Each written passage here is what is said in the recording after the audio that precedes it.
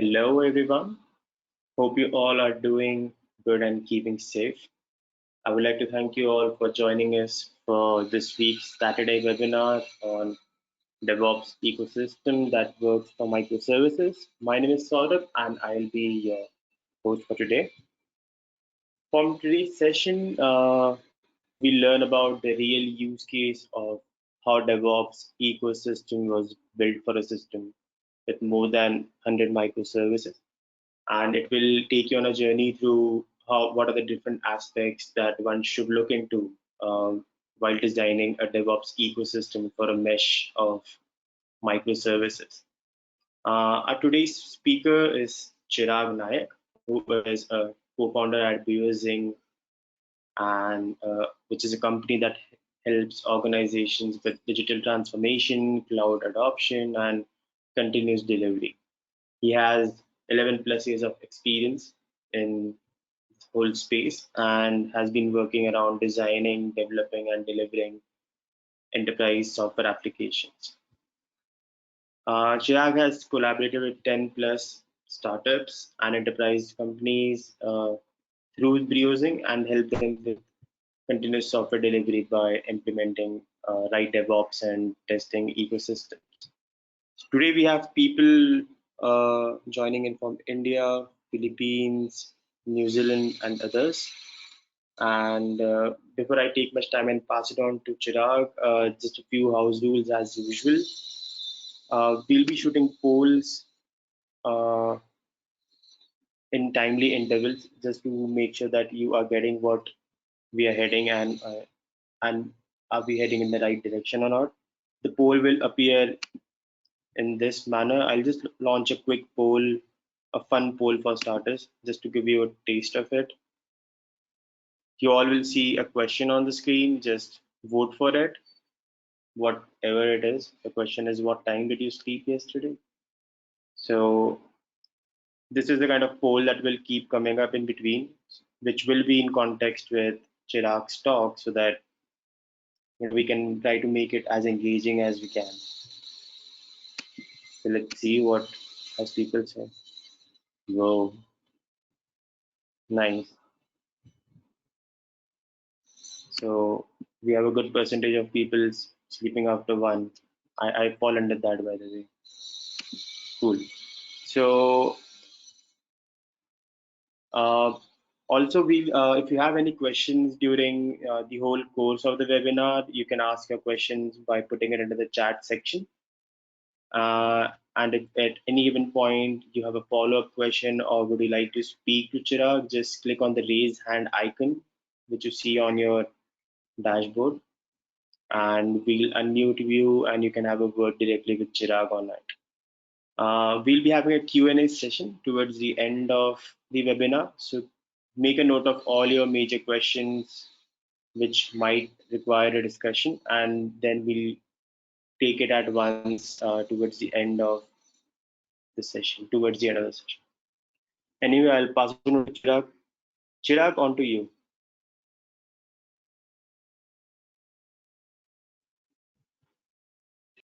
Thank you, Saurabh.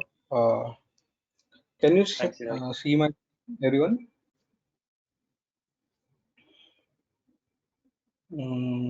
Saurabh, Yes, we can. Yeah, but because it of will quick appearing right poll, now for some reason. yeah, because Chirag, even I am seeing, yeah, can you just close the poll from there? I guess. it's not on my screen.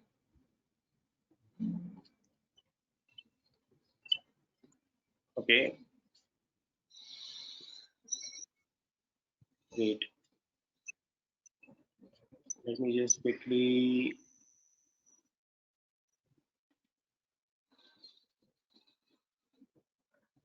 See what's happening here. Can you just try closing the poll once, Chirag? It's not on my screen. Poll is not on my screen.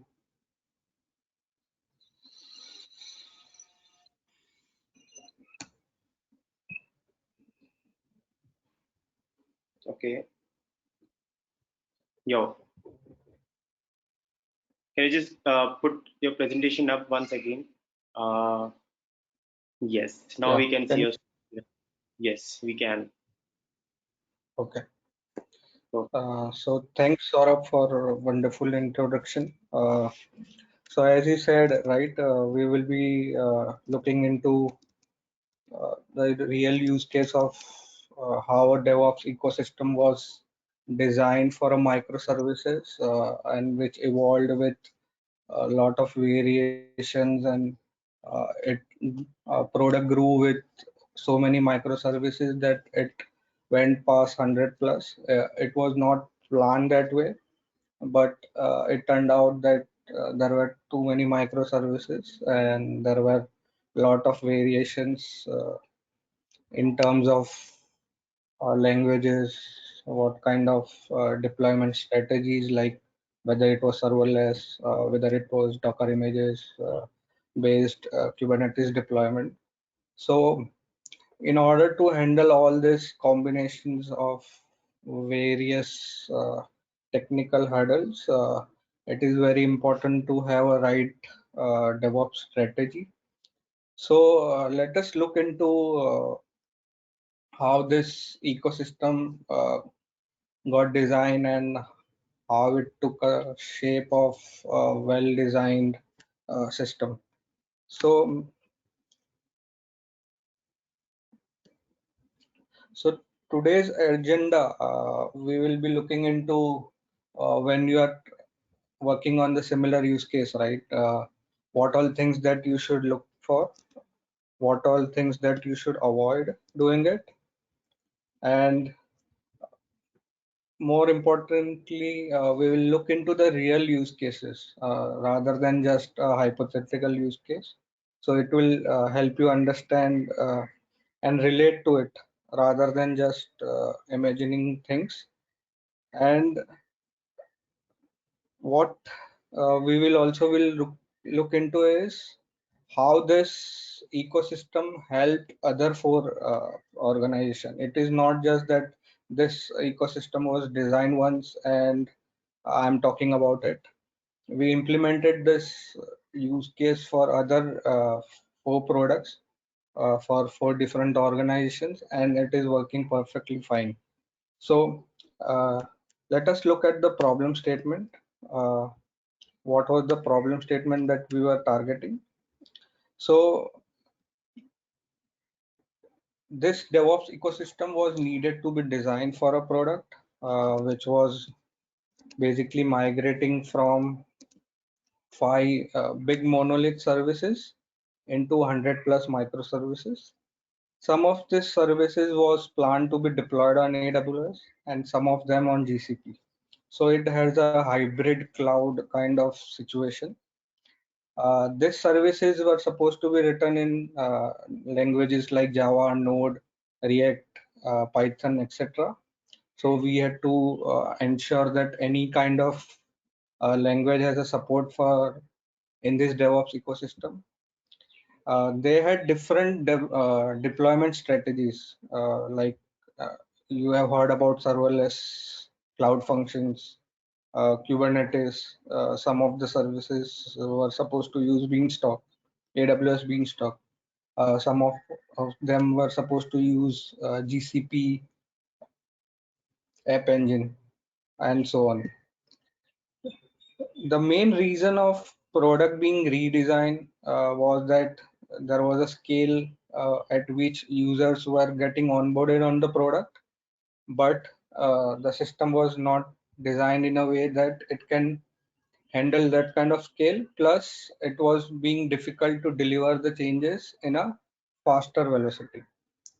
So it was very important that once this migration is happening, uh, DevOps system is ecosystem is designed, which is an enabler rather than making it much slower than what the system was currently right now. And the goal was that any DevOps pipeline, no matter what kind of language, no matter what kind of deployment strategy, should be ready within a day. So The real goal was to have a DevOps pipeline ready within a day, no matter what kind of deployment strategy, whether it is serverless, whether it is Kubernetes based deployment, whether it is AWS Beanstalk. This pipeline should get ready within a day.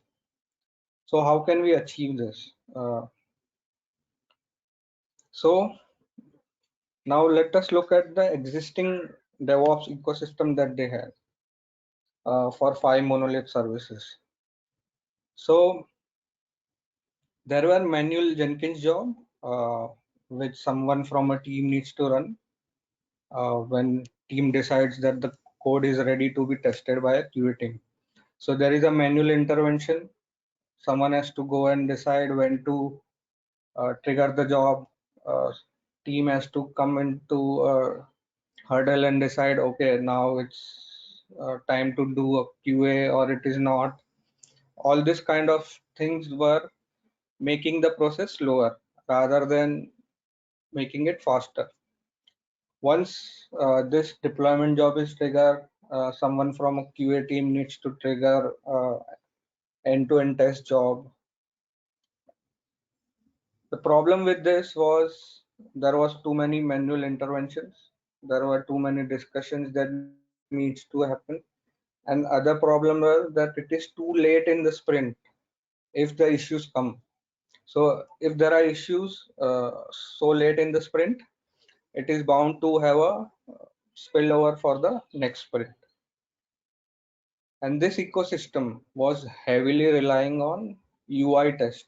Uh, Everyone knows that UI tests are very expensive in terms of management because it requires hardware to run this test, whether it is mobile or browser. You require hardware to launch a mobile apps or browser UI, and it is very painful in terms of maintenance because these tests are very flaky. You don't know whether it was a network issue, whether it was a script issue. So you spend more time in debugging these issues rather than finding issues. So what if we have thought of continuing this process when the product was migrating from 5 monolith to 100 microservices? So we picturized in form of circle, and I would like you to view that circle, and this would have become a day-to-day life if we have continued with the same DevOps ecosystem. So what does this circle of life says? That if we are heavily relying on end-to-end test and manual intervention, what will happen is we will end up knowing which version of services should we use for end-to-end. It is very difficult to manage an environment with 100 plus microservices. So if there is a dev environment, staging environment, QA environment, and if you are deploying all 100 services in order to find out issues in the system, you will bound to fail because it's very difficult to manage systems having n number of services. Now each services would have database, cache, different type of uh, queuing mechanisms. So now one service has on an average if two external services, that becomes 10 t number of failing points. That means if services are 100, there might be 200 failing points. So if you are going with the strategy of end-to-end test and managing everything based on end-to-end, it is very difficult to pinpoint where the issues lies. Then it also becomes very difficult to test the negative scenarios in the system. Say if you want to test HTTP failure responses, if one service is talking to the other services, you want to know how that service behaves if other service is returning 500. So in end-to-end system, you don't have this kind of mechanism to achieve this. But if you go away from end-to-end and more into isolation, you can achieve this. As I said, end-to-end tests are very expensive in terms of time and maintenance. What we do is we end up putting more resources into the system to fill these gaps rather than solving the actual problems. And in the meantime, business stakeholders start losing confidence in the system. And just imagine if you start adding new services, this difficulty of managing the system is increasing with a new service. So we try to picturize this in terms of how a day-to-day engineer's life will look like if we continued in terms of the same DevOps ecosystem. So then we decided instead of having manual intervention, why not we go with the continuous everything? So what does this word actually means? The word continuous here means ongoing process. The word continuous itself means it is continuous. It never ends. So the continuous here means ongoing process. And what do we mean by ongoing process? Ongoing process is a process where we are trying to automate things that can be. So we have a very less reliance on manual intervention. Try to automate things that can be automated. Look for the pieces that can be automated and look for the pieces that can't be. Try automating things that can be automated. And on the manual intervention part, make sure there are enough checks that manual issues doesn't come up. And we keep doing this. Continuous is we keep doing this until there is nothing left to automate. Continuous here means keep doing it until there is nothing left to automate. And this process is a learning process. You keep learning, you learn from your mistake, improvise and refactor this process. So you automate once, see if something is failing, learn from that mistake, improvise and refactor the process. So this is ongoing process which needs to be automated, that can be automated, and in the process you run, improvise and refactor. And what do we mean by everything?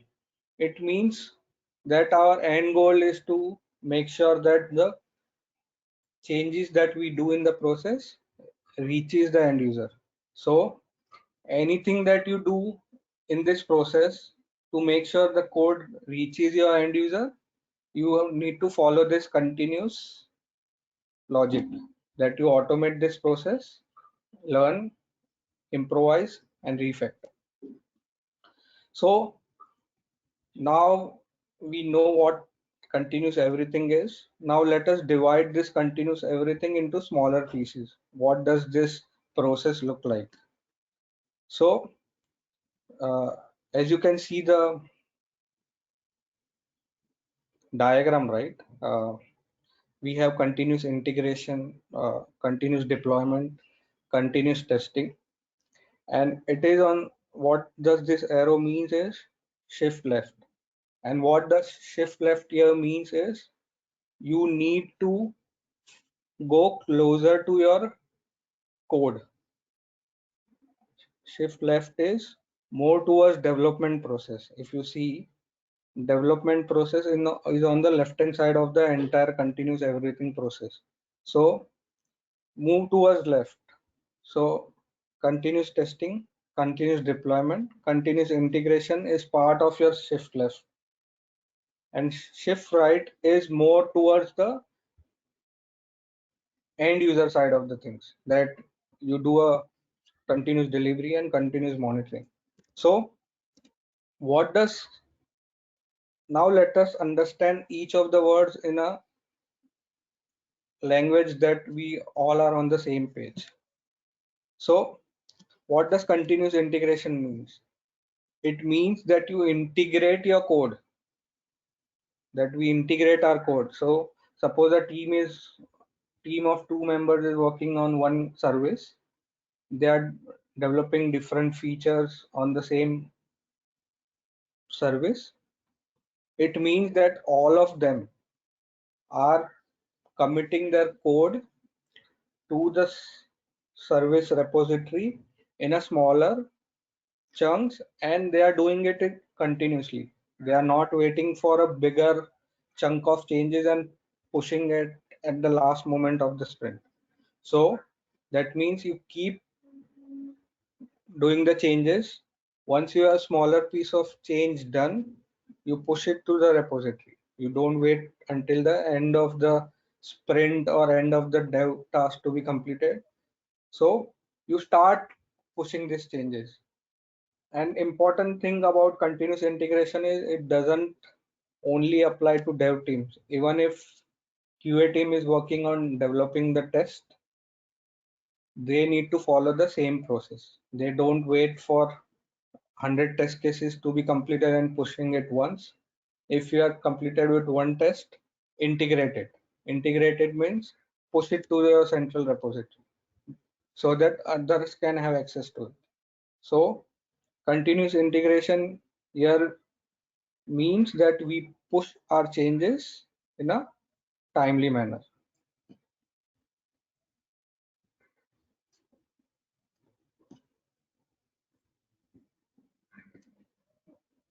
So now we'll look into the continuous deployment thing.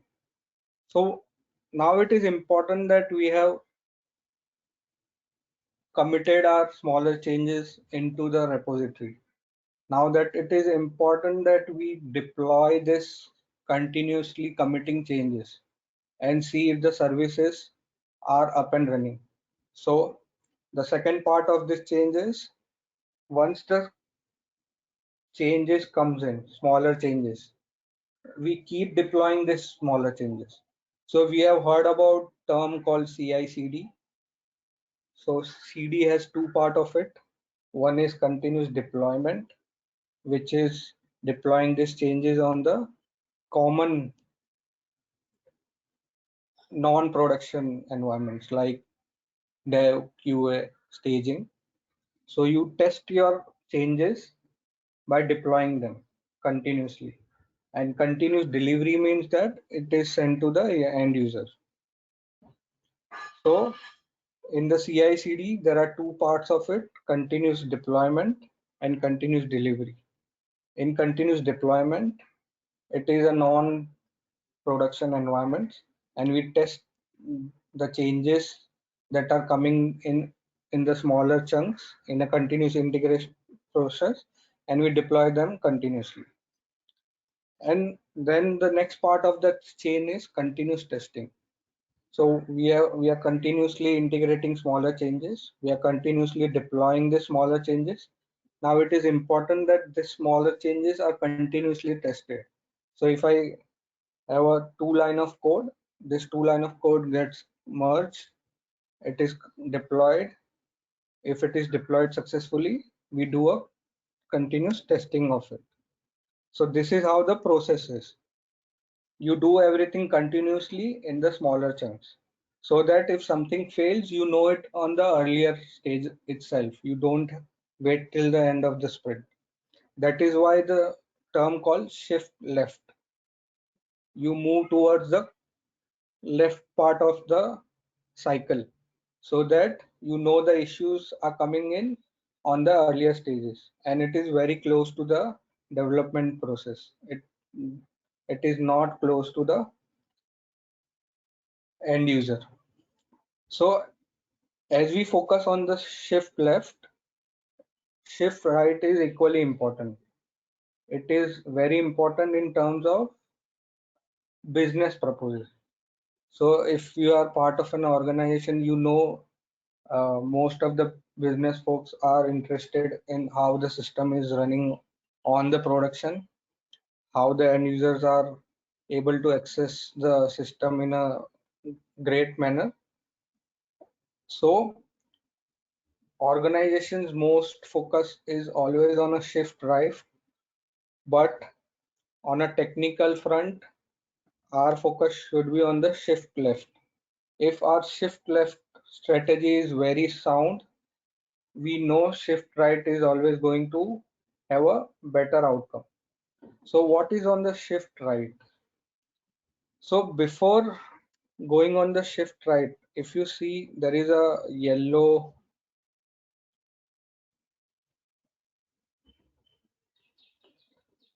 section which is continuous trusting. So this is the place where the handover between the dev and ops happens. So what does handover means? It means that dev has done their part.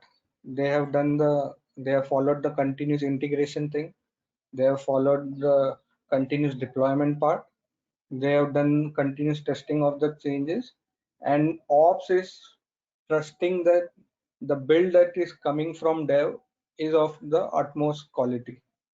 So the trusting ops is trusting dev that they have followed the process of quality checks, and dev is trusting ops that whatever process they have decided to do a continuous deployment, same process is used to do a deployment on production. There is no change in strategy because the continuous deployment has been tested with the properties, configurations required.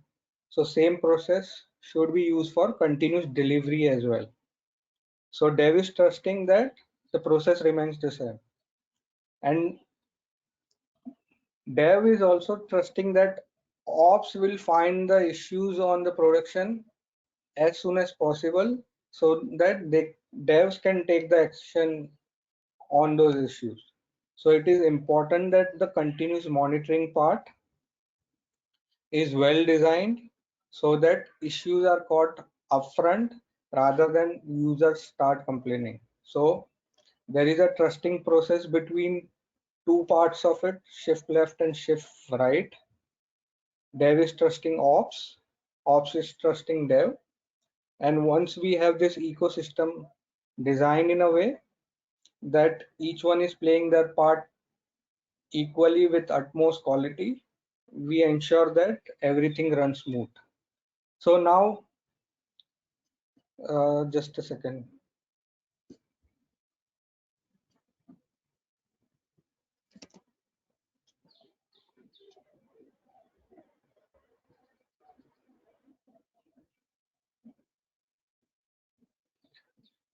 Yeah, so I'm not able to.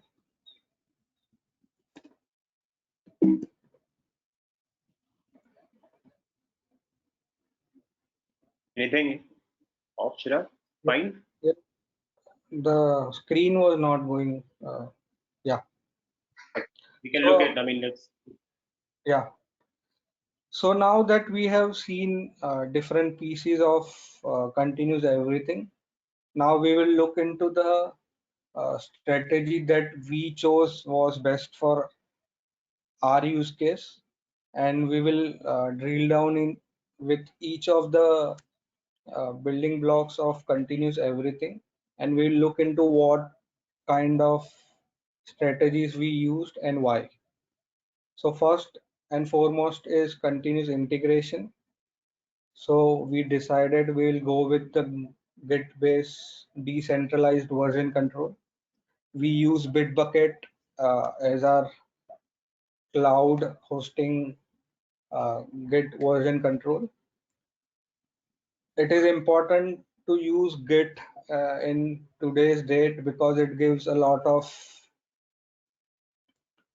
out of the box functionality of pull request, feature branches, release branches, and all. If you are on SVN, which is centralized repository, try migrating it to Git first. This is very important to have a very nice DevOps ecosystem uh, on the longer run. So if you are on the SVN, move the repository to the any of the Git base, whether it is privately hosted or a cloud hosted.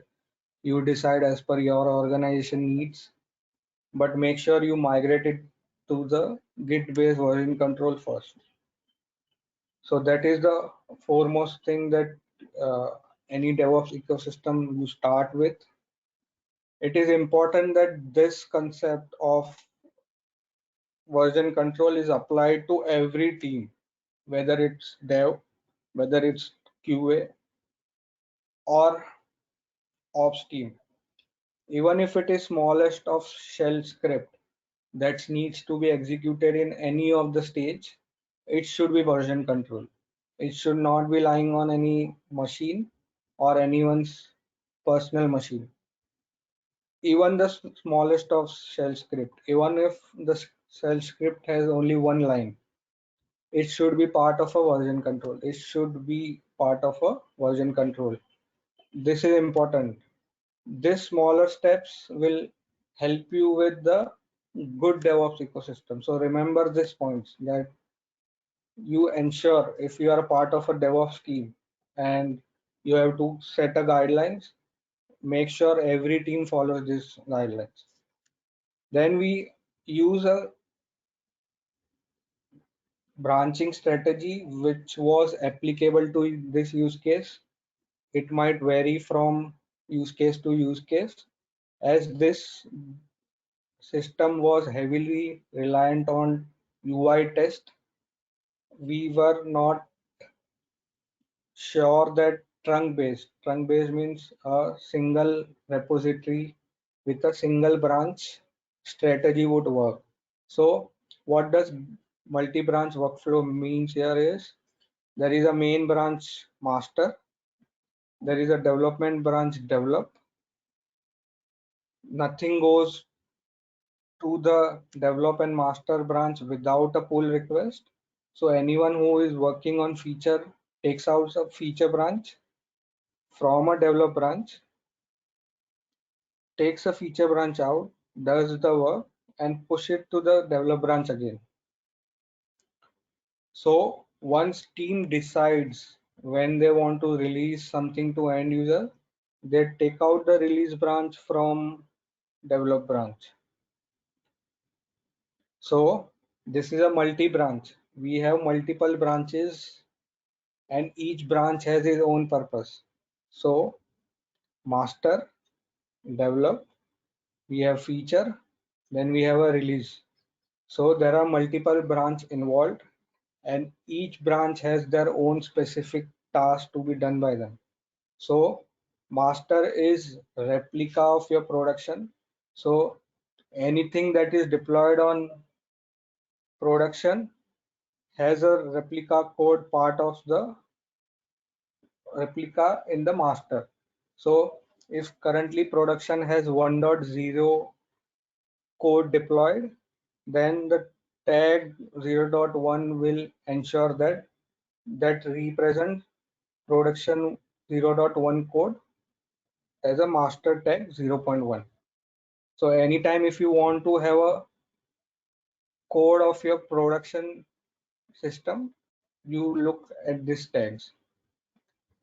Develop branch means you are developing, entire team is referring to this as the source branch. Everyone is referring to this as a source branch means if you are starting with a new feature branch, you will take out the branch from develop. You do your changes in the feature branch, you do changes, and then you raise a pull request. Pull request goes to the develop branch. Once team decides this change needs to be released, we take out a release branch. So this is how the multi-branch ecosystem works.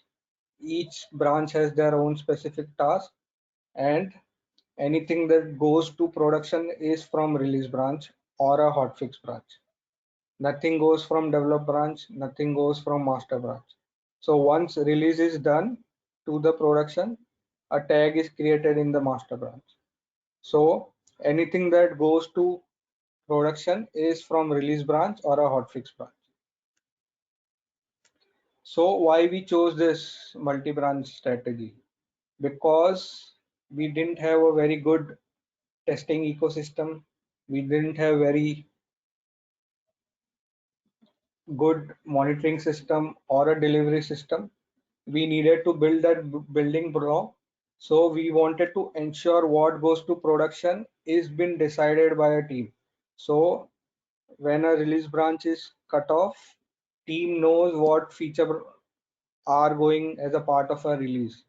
So this had some manual intervention, but it was needed because there were no good building blocks of continuous everything. So, but our end goal was to go to the trunk based branching. That means there is only a master branch and a feature branch. So as soon as you commit anything feature branch and you merge it to master, it goes to production directly. But for that, all the building blocks of your pipeline has to be in place and has to be of a good quality and has a good coverage of catching issues as a in the pipeline in the shift left part of your system. So once you have that kind of confidence in your shift left ecosystem of a DevOps, then you can move to the trunk base where there is only a master branch. As soon as anything is committed to master branch, it goes to the production. So you have to decide whether you want to go with the trunk base, but make sure you have all the pieces of your DevOps ecosystem in a good state. We were building on the all the continuous ecosystem building blocks. So we chose this as our base. We didn't try to achieve everything at one go. It is important. You can't achieve entire DevOps ecosystem at one go. So start with the smaller pieces. Start with the continuous integration first and ensure you choose a good branching strategy as part of your strategy. So we chose multi-branch because we were building on the DevOps ecosystem. But there are some things that we followed as a part of our continuous integration process. We had some PR merge checks applied to it. So today's cloud-based Git version controls have this system in place where you can put checks on PRs. So one of the check was that minimum 2 approvers are required. So consider there is a system which doesn't have any test part of it. So what can you do as a continuous integration strategy? Ensure that the code going into your develop branch is been approved by 2 of your team members. Minimum 2. Consider you don't have any test part of your system. So what can be the first thing that you can do? You can have 2 pair of eyes looking into the code that is going into the developer. So unless and until 2 team members didn't approve the code, PR was not supposed to be merged. So we had this check in place. We block the direct commits to develop and master branch. So no one can commit changes directly to develop or master.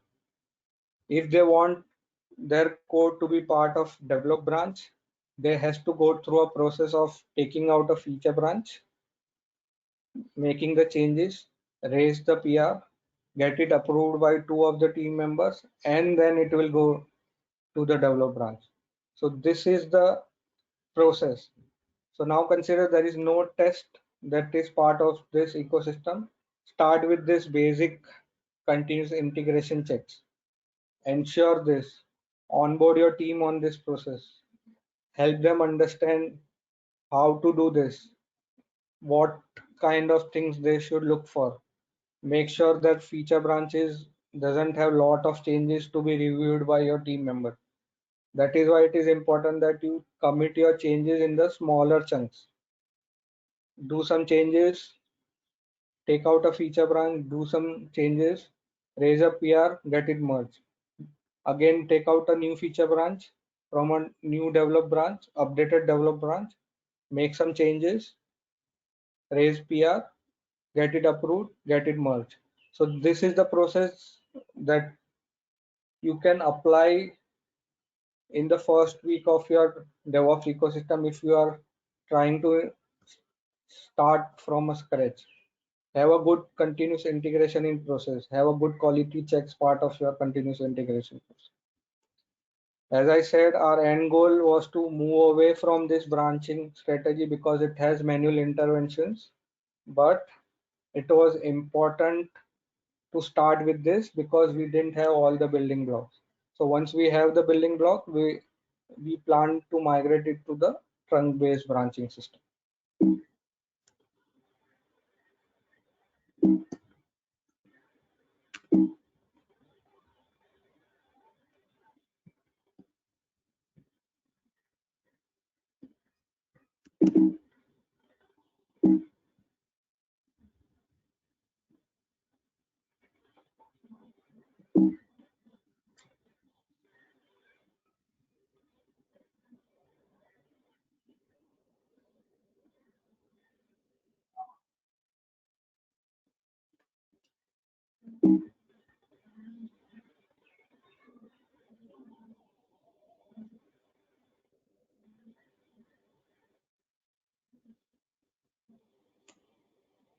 Yeah, the next part of, as we discuss, of a continuous everything ecosystem is once we have the smaller changes integrated in our system, it is important that we deploy them continuously.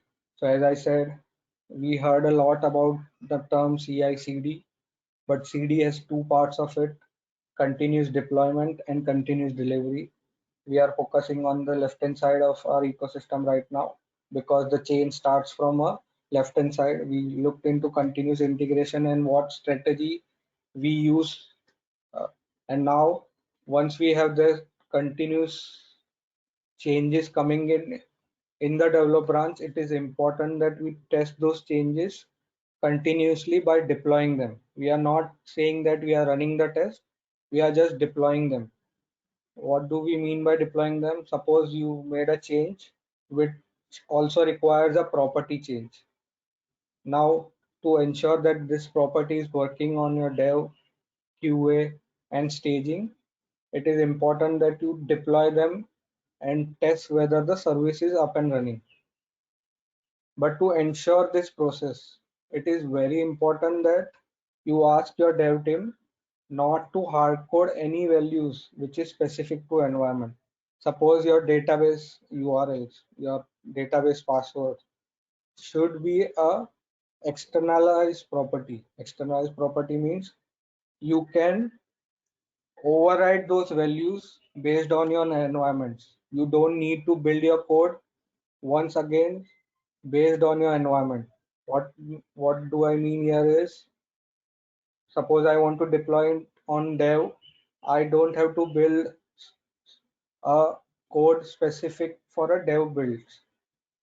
I should able to build code once and deploy it on dev, staging, or QA from a externalized property stating I want to connect my database to this URL on dev environment. I want to deploy this service on staging with this URL.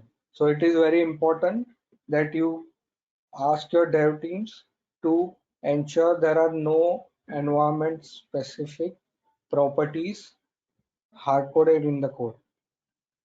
So now the next step is, once we know that there are no hard coded specific properties inside the code, it is important that we are able to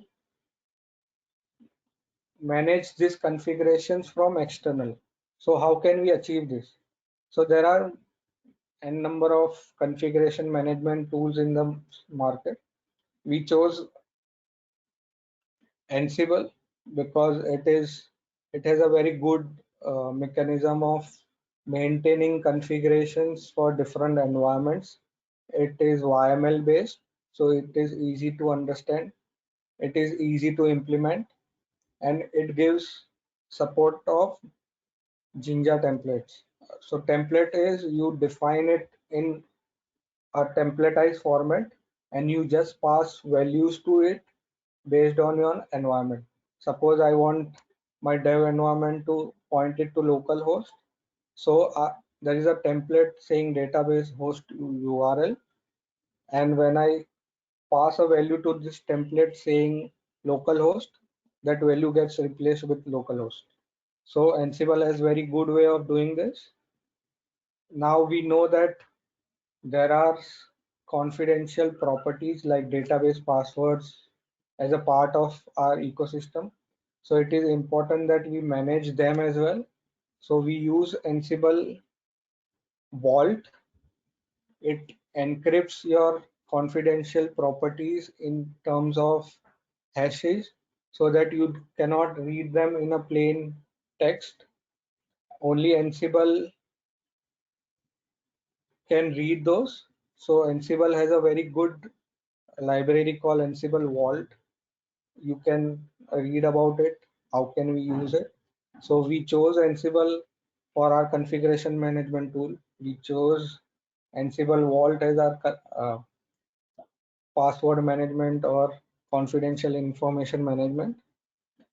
The next thing is very important, and we have seen in many DevOps ecosystem lacking, that code is part of one repository, configuration is part of some other repository. So if user makes some changes, requires a property, it is not part of the same repository. They have to go and commit in some other repository because configuration management is done from some other repository. So now this becomes a problematic because if user does the changes, forgets to commit the change in the configuration repository, what happens is there is a failure in the pipeline because code is expecting a property, developer has missed it to commit in the another repository. So make sure your configuration management scripts, your environment specific scripts are part of the same repository so that user has a control or a developer has a control to make those changes in the same repository as a part of the change commit. So if I'm doing some change, I'll make the property change part of that commit and push it. So my code and my configurations are part of the same repository. You can choose any tool for managing your configurations, but this is important that try to give control to developers to override them as a part of their commit in the same repository. Then we chose Docker-based deployments for the services which were not part of cloud managed services like serverless cloud functions or Beanstalk. Any services which are not part of cloud managed services, we chose Docker-based deployments as our strategy. And as I said, we don't need any hard-coded environment specific values as part of my code. So any Docker image that is built can be deployed on an environment. That means I can use the same Docker image. I can deploy it on dev. I can deploy it on QA. I can deploy it on production. Same image can be deployed, but only with the override properties. So build once, deploy it at many environments. So this is the strategy that we use for continuous deployment. We are not talking about delivery, we are talking about continuous deployment, and this is part of shift left. It is very close to code. As you can see, we are still talking about code, that the configuration should be part of the code repository. There should be no hard-coded specific values in the code. So we are still talking about code.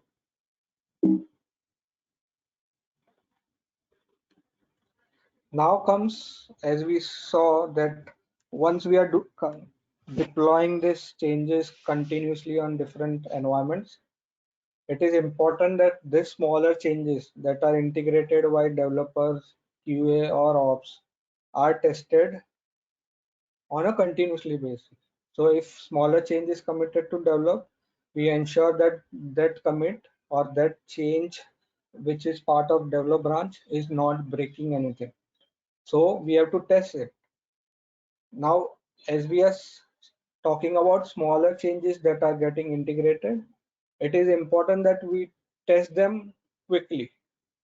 we don't wait for hours. Suppose I made one line change, committed in develop by raising a pull request. Now suppose it is taking 3 hours of a UI test to tell me whether this commit is good or not. Now just understand this in terms of day-to-day life. I made a change. I'm waiting for 3 hours to know that the change is working or not. Now suppose that change is not working. That means I have to wait. I do the change. I have to wait for another 3 hours. That means for one small change, I have lost one day of my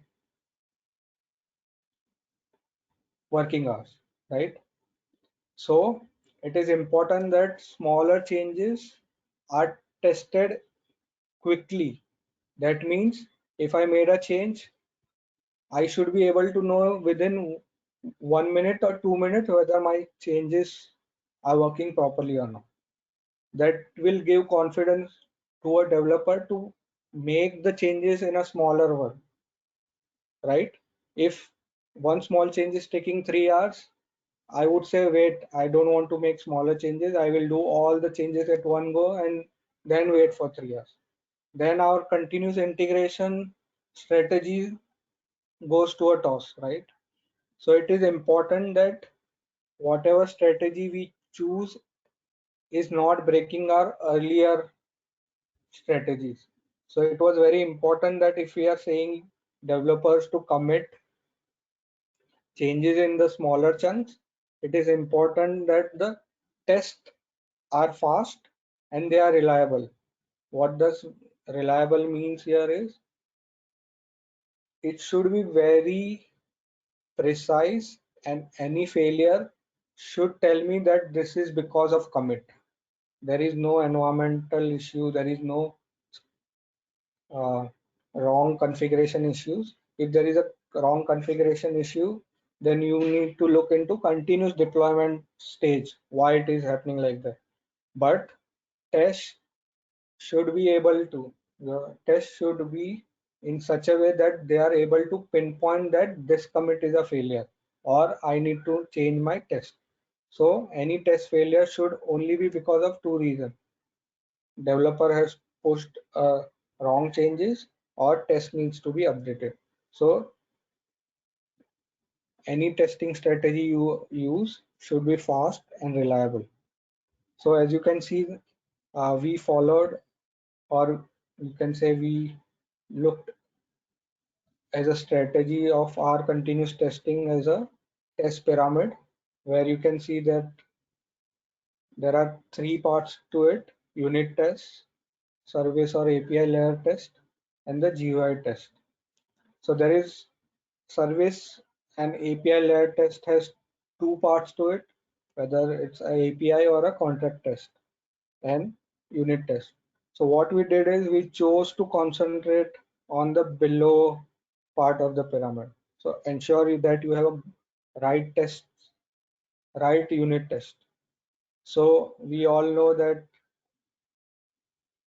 unit test takes the lower priority in a sprint than to deliver a feature. So what we can do is we can ensure that there is a some percentage of it. So ensure that your pipeline says that developer needs to write 30% of code, else their commit will not be able to pass. So start with the lower number. I am saying 30% is higher, but you can start with one number. Get in a room, decide on a number, say I say 10%. So it is developers' job to write 10% of unit tests with whatever changes they are pushing to the. So try with a strategy to concentrate on the lower part of it, so that you have a less reliance on your UI test. As I said, UI test takes a longer time, takes in hours. It takes away the entire crux of having a DevOps shift left strategy. Developers will start losing faith in the system that they need to push the smaller changes.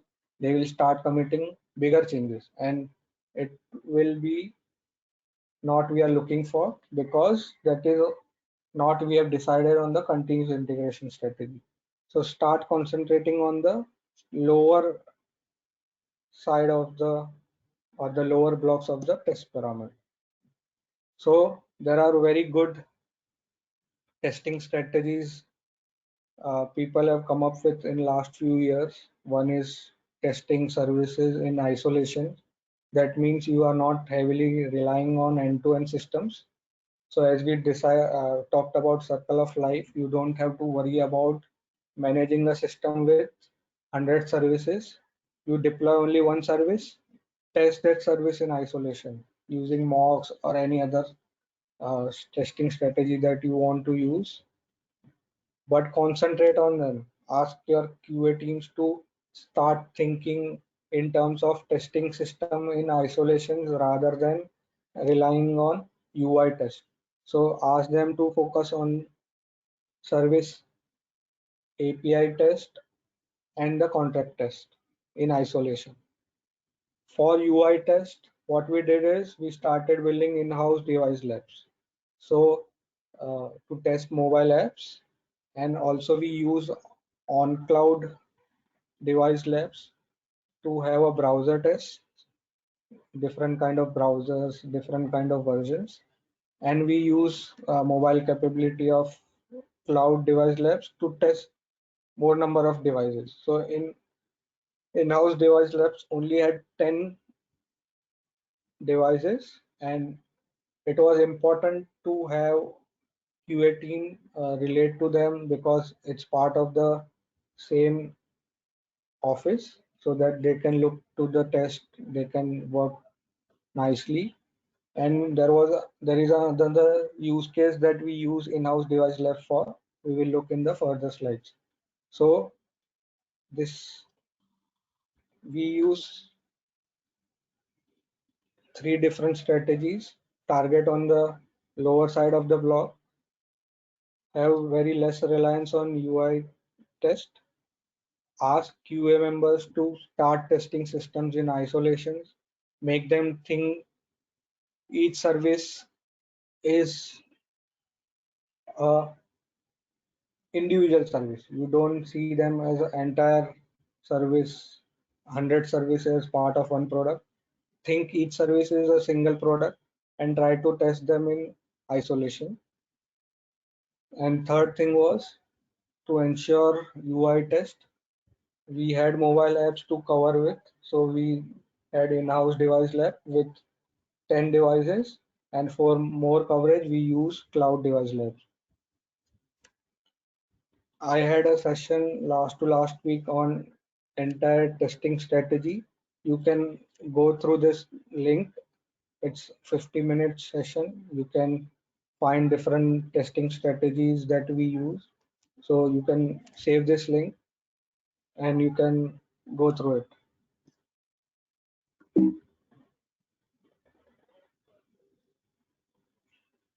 So any questions till now that we have looked into shift left kind of strategy? Uh, we will talk about shift right in few minutes, but before that, any doubts, any questions, any comments that you guys have?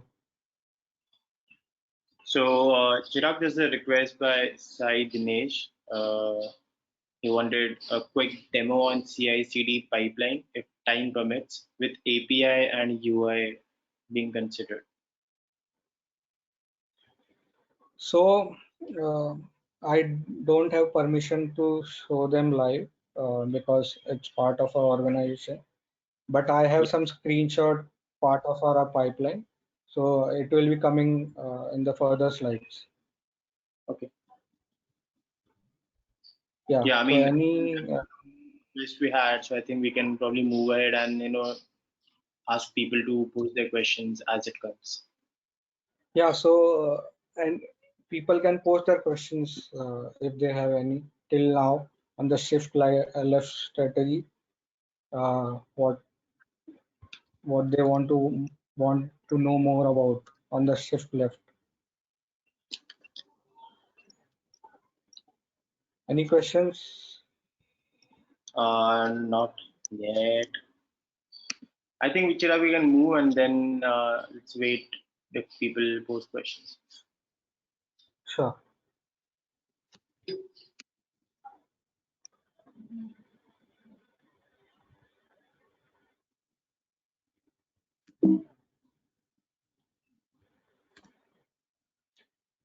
Yeah, so now as we saw shift left strategy, we are now going to look into the shift right strategy. What kind of thought process we had when we were looking for a shift right strategy. So as we said, as we all know, nowadays Kubernetes is the best Docker container manager uh, in the market. So we chose the same. It has a very good community. There are a lot of supporting tools coming up to manage Kubernetes-based deployment. So our first choice was Kubernetes, but uh, we are not restricting this strategy to Kubernetes. Only thing is you have to keep some things in mind before choosing any strategy that you want good community support, a good uh, tool support that you might need, have a research done on it, then decide.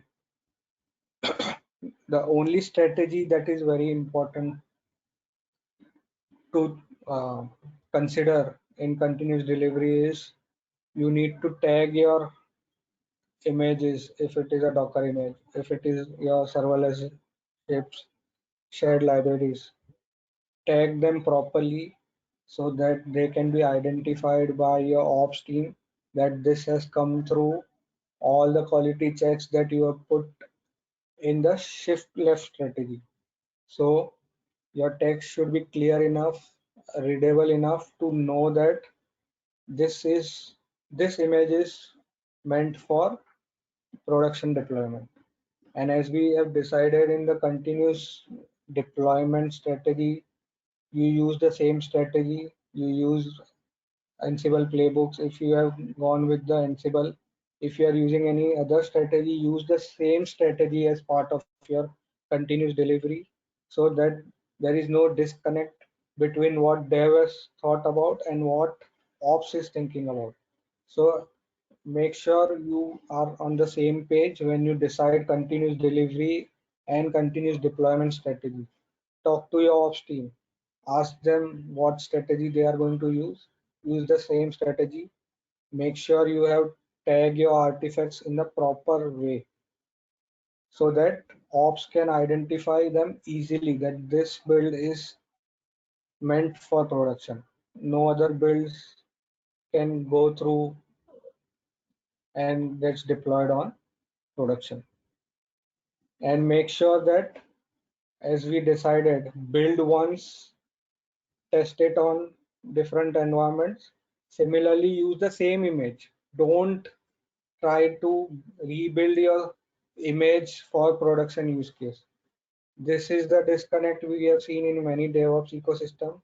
What this results in that someone might have pushed some changes in the repository at the later stage of it, and that might not have been passed through all the quality checks, and wrong code has gone to production. So make sure you don't rebuild it. So your continuous delivery contract, your continuous delivery contract starts from an image. It does not start from a code. Like continuous delivery, similar thing we have applied to continuous deployment, that we build it once. We don't build it n number of times for an environment. So use the same strategy. Don't rebuild them. Use the same image which has been certified on the shift left. So this is very basic, and this is very basic things, but it is very important things. So remember them. Use the strategy that you want to use. Kubernetes was our choice, doesn't mean that you have to use Kubernetes. You can use any other strategy.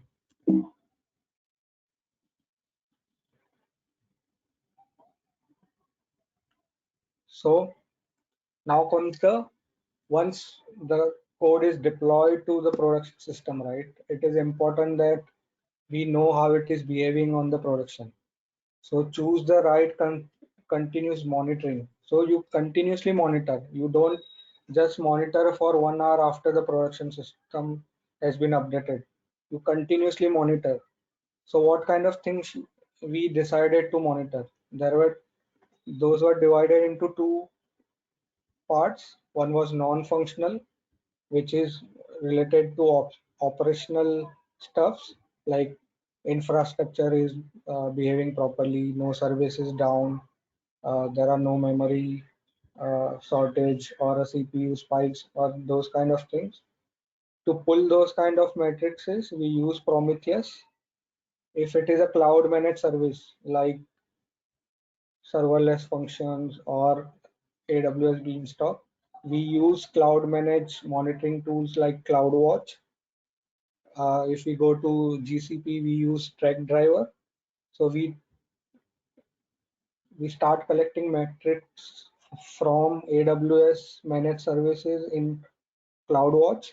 We start collecting metrics from GCP managed services into Stackdriver, and the services which are deployed on Kubernetes, we use Prometheus to pull our matrices. So why Prometheus? Because there was hybrid cloud involved. We wanted a centralized dashboard to monitor all our services, whether it is AWS or GCP. So we use Prometheus exporters to take data from CloudWatch, Stackdriver, and put it into Prometheus. And Kubernetes services are already pushing it to Prometheus.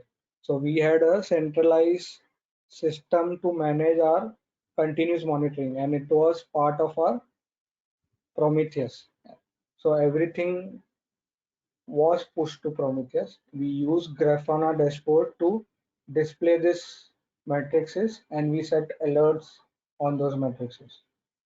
So now this is on the operational part. So how can a dev and QA team helps in continuous monitoring? So there is a functional aspects of continuous monitoring. Suppose you made a change deployed on a production, but there is no memory outages, there is no CPU outages, but there is a functional issue there. A button is not clickable or user is not able to sign in. So how will you catch these issues? So how will you catch a main and very basic user flows or business use cases? We used in-house and cloud device lab. We ran UI test every hour with few important test cases which doesn't have execution time more than 5 minutes. So this UI tests were running every hour and their execution time was less than 5 minutes. So if there is an issue, we would come to know in 1 hour, every 1 hour, and the time frame was less than 5 minutes. We cannot have a 3 hours running test because if there is an issue, we will come to know after 3 hours. So we chose very basic 5 to 7 test cases of UI and mobile, which were running every 1 hour, and we were supposed to know if there are any functional failures. So this strategy was decided with a focus of be a proactive. So tech teams are proactive in catching the issues before business teams or a user complains about it. So any strategy that you use for continuous monitoring, have this focus that you are proactive, you are finding issues by yourself rather than your business team or a users are complaining about it. So to ensure this proactive approach, we have functional tests running, which are less running in less than 5 minutes, but running every hour to catch any functional failures. We are already pulling operational or infrastructure data in terms of CloudWatch, Stackdriver, and Prometheus, and we have set alerts to it. So there were non-functional alerts, and there were functional alerts, and everything were part of Prometheus. So we had a centralized dashboard to manage hybrid cloud. So now we have finished with this chain of continuous integration, continuous deployment, continuous testing, then continuous delivery, and continuous monitoring. But still, it is a chain that never ends because it is continuous. So we know what there are always issues on production, right? So what we need to do is we have to learn from our mistakes, have a retrospective on production issues. Don't blame which part of your ecosystem has failed rather than find for a solution. And once you start looking for answers, look it on the shift left. Always look on the far left whether I can improve my code quality. Can I improve my PR review? Can I improve my PR merge checks? Can I do n number of things on continuous integration part to ensure this issue is not happening again? So if you find that no, continuous integration is not the place to fix this issue, look into continuous deployment. Can it be fixed into continuous deployment? If you find the answer there, fix it there. If you not, look for continuous testing. Look for unit test. Don't directly look for UI test to fix it. Look for unit test. So this way you look for answers on the far left. Then you move towards right. Because if you start fixing things on the right hand side of the things, it will keep cropping up. So go on the left hand side, look if this could have been caught as a part of PR review. Could it be part of unit test? Could it be part of your deployment? Fix it there rather than fixing on the right hand side. Yeah, there might be some things because of right hand side, but you start looking for answers on the right hand side. If you don't find it, then only fix on the right hand side. In this process, ops is helping devs in terms of infrastructure, whether they want dev, QA, n number of environments, and with the non-functional monitoring, as we saw, right? Out of memory, CPU, those kind of things, they help us, they help dev teams to have this kind of monitoring and alerting in place so that it helps them in the next process. Suppose there is a memory leak, they can fix it and they can commit, make it part of the process, and it goes to the production. So ops is helping dev. Similarly, in the functional monitoring, dev and QA team is helping ops team because any downtime is a loss for a business, right? So whether it's a functional or non-functional, it is very important that every team owns continuous monitoring. So dev and QA can help ops with good builds, writing good tests, following the process of PR, merge checks, everything, and ensure in the functional monitoring. So this way, it's a continuous process of improvement. Issue, look for the answer on far left, fix it. Again issue, look for the answer on far left, fix it wherever it's applicable. Ensure that this process is rigorously followed. Don't blame teams. Help teams with whatever tech expertise you have. So ops might not have expertise with functional monitoring. Similarly, devs might not have expertise with non-functional monitoring. So help each other make this process a success. So this is a kind of conversation that you can look for when you have a continuous improvement where QA team is fixing the issue in the dev code. Once the issue is fixed, maybe you want to you send a fix to a production and you want the fix to be part of it within 5 minutes. This process will help you because you know where to fix it. The tests are fast. There are some checks part of it like PR everything. So if it pass, you know that this commit can be deployed to the production. So this way conversations between teams changes. So this tech process help to change the conversation. It's not just on the technical front, but it is on the team front as well. Have a ecosystem that can help change the conversation between your team members.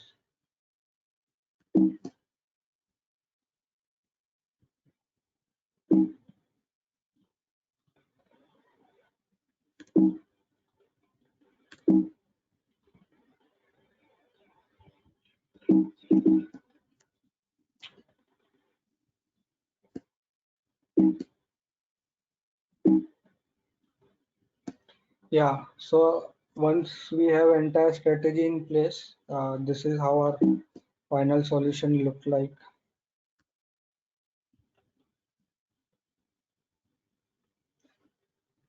If we talk about shift left and continuous integration, uh, now that we know that we have all the strategies in place, we required a orchestration tool in terms of automating all these things uh, like a pipeline. So we use Jenkins. You can use any tool of your choice. We use Jenkins because it gives us more control. It's open source, community is great. There are a lot of plugins that comes up every now and then. There are already a lot of plugins part of Jenkins ecosystem. So Jenkins, as we had lot of different use cases like different languages, different deployment strategies like serverless, Kubernetes, Beanstalk.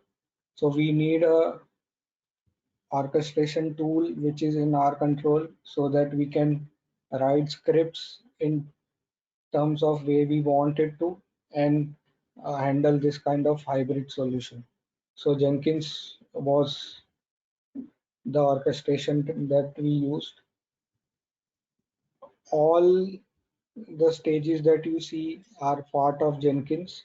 Nothing is done on a manual intervention basis like someone is going to some VM and then firing scripts. Anything that you want to do has to be part of Jenkins job or a pipeline. We recommend it to be a pipeline because it is source controlled. So even if it is testing team, they have to follow continuous everything process. We will see what I mean by that. So even if it is ops team, they have to write a pipeline to have a software delivery pipeline. Nothing is a manual script invocation. You write a Jenkins pipeline, push that Jenkins script into a repository. So even they follow continuous integration fundamentals, right? So as we saw, we use Git flow, multi-branch. We use Bitbucket as our cloud Git repository. We use SonarQube for static code analysis. We use VirusTotal as our security scanning for our mobile apps or jars, everything. JUnit for managing Java-based applications, Karma or any other node-based Node.js applications. We use Jacoco to identify code coverage. On the testing front, someone asked regarding what all testing frameworks we used. We use Rest Assured for API testing. We used Expresso for writing instrumentation test for Android application. We used Peg.io for contract testing. Uh, it's it's one of the strategy used in isolation testing, which will help you go away from end-to-end tests. We use Firebase Device Lab to run instrumentation tests of Android and iOS. We use Browser Stack as I told for cloud-based device labs. This helped us with testing different kind of browsers, different kind of mobile devices, and we use Selenium as our UI-based test and APM as our mobile-based test. On the continuous delivery front, as I said, we use Ansible as our configuration management tool, Kubernetes for Docker-based images, Docker as our image building technique for services which are not managed by cloud services. Then Elastic Beanstalk, Lambda on AWS as a cloud functions, Google Cloud Functions, and so on. These were the part of deployment and delivery strategy. On the continuous monitoring front, for functional monitoring, we use in-house device lab and browser stack to run our test every 1 hour, which has less than execution time less than 5 minutes. We use Grafana dashboard to have a centralized dashboard to show all the metrics, be it memory, CPU, functional, non-functional metrics. Prometheus to pull the data from Stackdriver and Amazon CloudWatch. On the continuous feedback, all these stages has a mechanism to tell your team or tell the team that whether anything has failed or passed in terms of emails, chat, Google Chat, and automated Jira. If something fails, Jira is created automatically. And if the next commit passes that uh, failure, the Jira is automatically closed.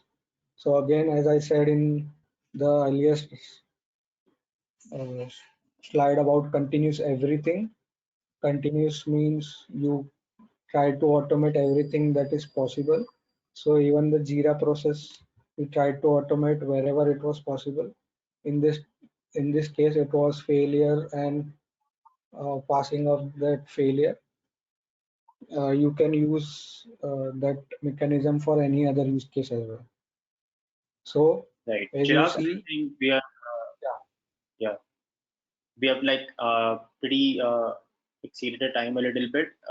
If we can just expedite this thing and then put some time for the questions, then yeah, sure. yeah. Yeah, we are almost done. Yeah,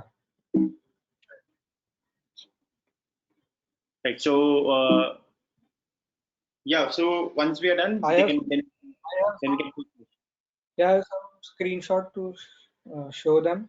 Uh, Sure, sure. it will Please. not take much of a yeah. Yeah, So yeah. as I said, yeah.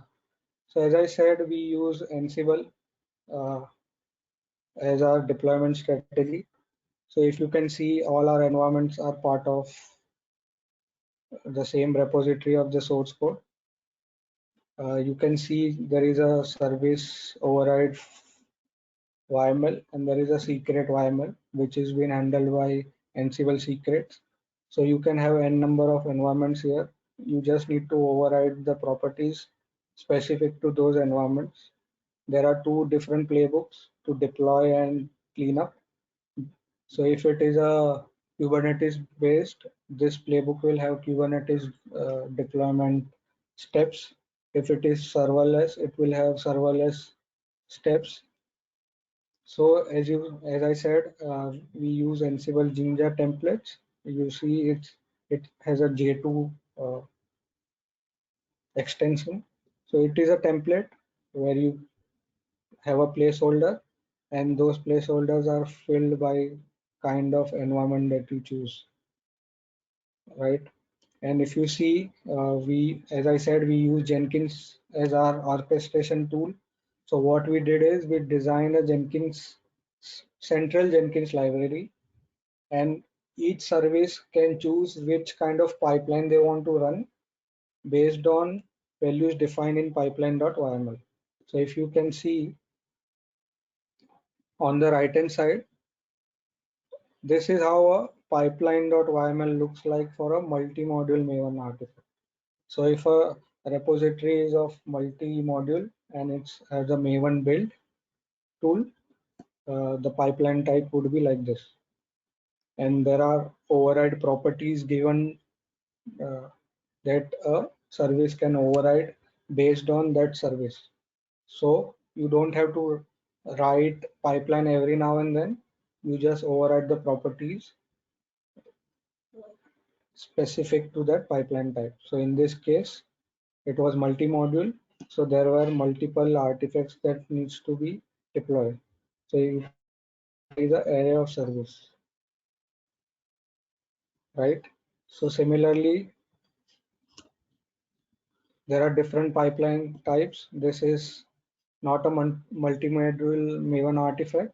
So there is different kind of properties associated with it. There is a Gradle Android pipeline, there was React, there was serverless pipeline. So this way, our Jenkins library is centralized. Based on your use case, you decide what pipeline type your service required and you override your properties based on that, right? So this way, there were 10 different type of pipeline types and uh, it was supporting more than 10 different type of languages and 5 types of build systems. So this is how the Jenkins ecosystem look like. So this pipeline type is part of each services. You choose the pipeline type and override the property values. As you can see, for Gradle, there is an instrumentation test. You can override whether you want to run those tests or not.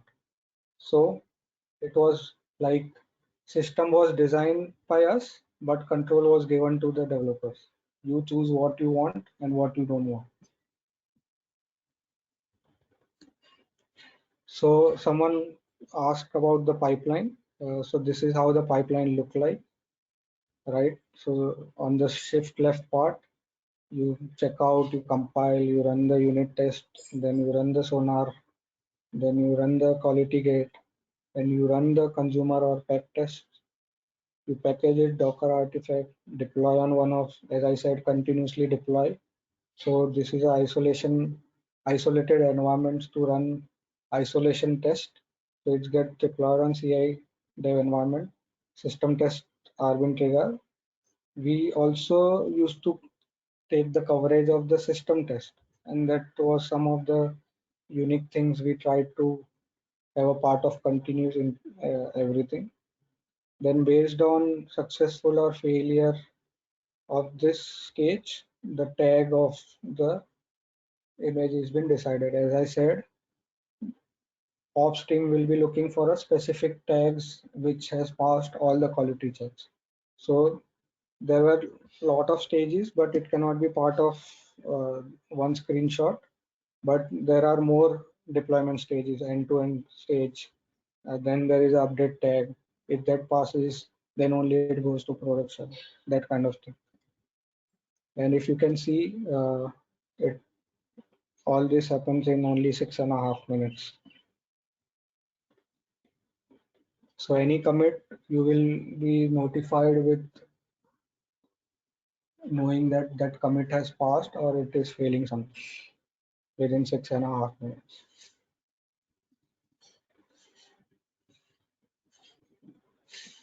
These are some other pipelines based on pipeline types. This is multi-module and needs to be deployed on multiple environments, cloud, on-prem, cloud on-prem. So this is how the pipeline looks like. So based on pipeline type you choose, it runs your pipeline. So all this logic was part of Jenkins library.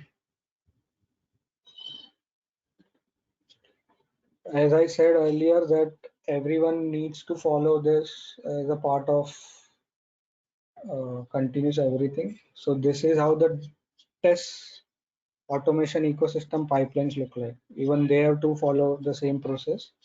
This is test data service and the mock services, which are part of testing ecosystem.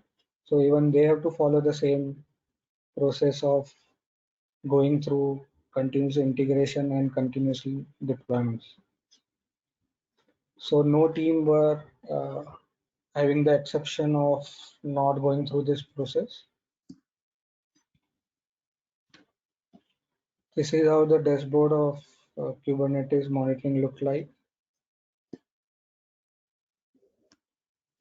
And some of the important steps that this system was designed by 3-member core team. This has helped communication between teams. There were average 40 test cases that were triggered isolation test per service. The pipeline execution, as I said, it took only 6.5 minutes. So average time was less than 10 minutes, no matter what kind of service it is.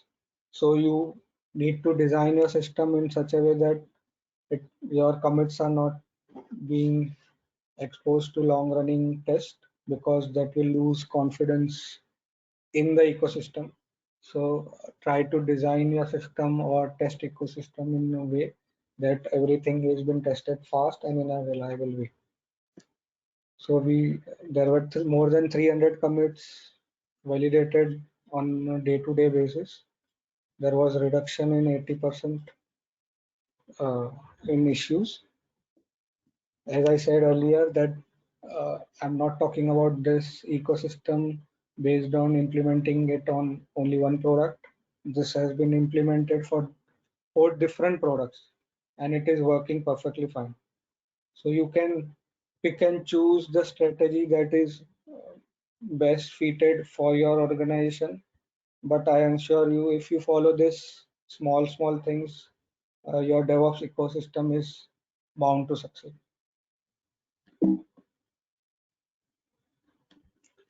And little about the organization I co-founded 11 months back.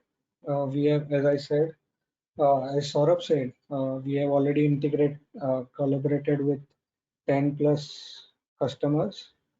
We have implemented this DevOps ecosystem in more than 3 plus organizations, where all the continuous everything ecosystem is designed by us, whether it's a continuous integration, delivery, deployment, testing, or monitoring. Uh, we have written more than 6,000 isolation tests. We are managing Kubernetes deployments for more than 200 plus services.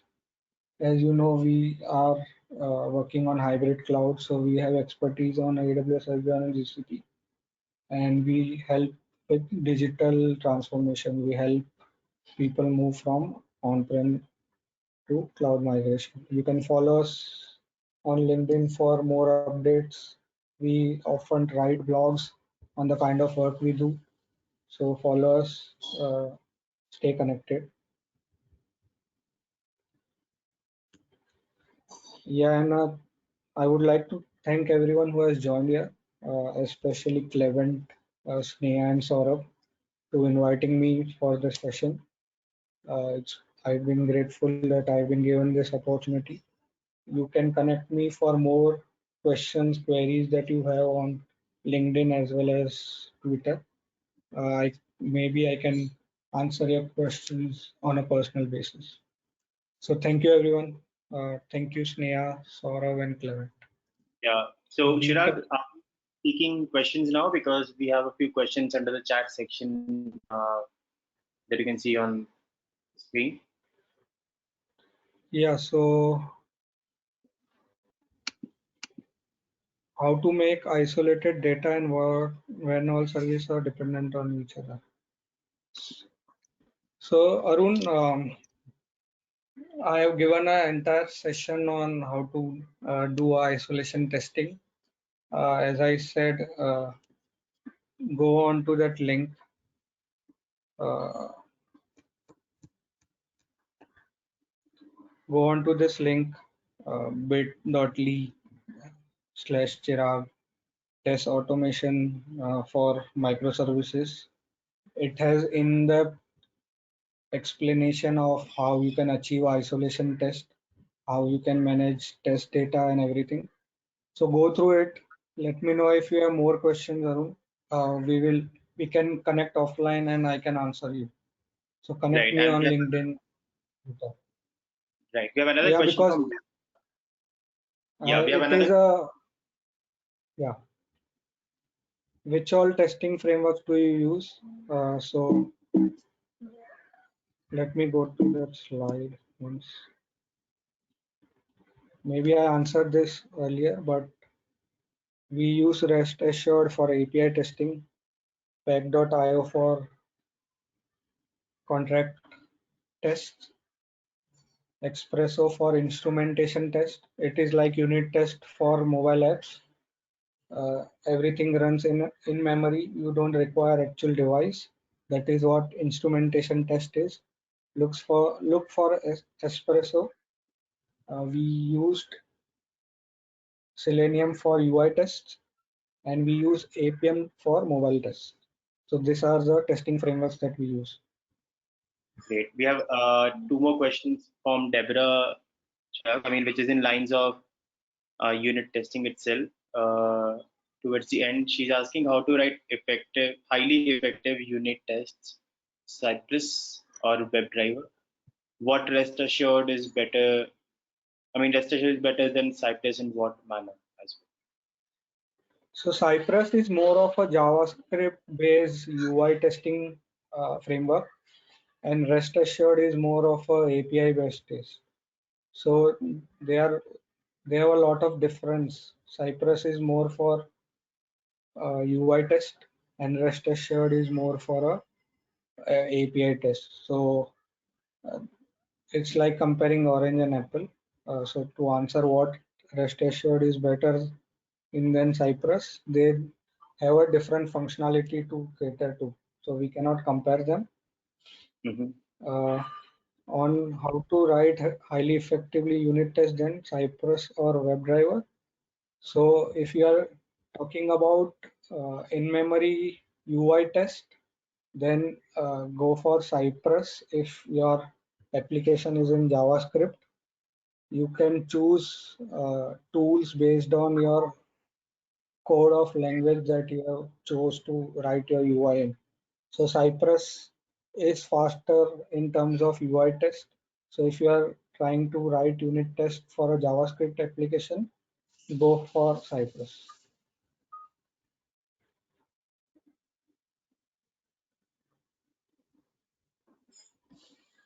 Cool. Deborah, Any I more believe that questions? answers Uh, your question. yeah, pipelines or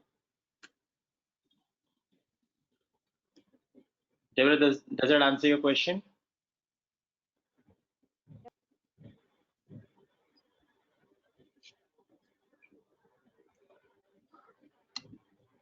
so you can connect with me on LinkedIn or Twitter and ask Right. me questions. Perfect.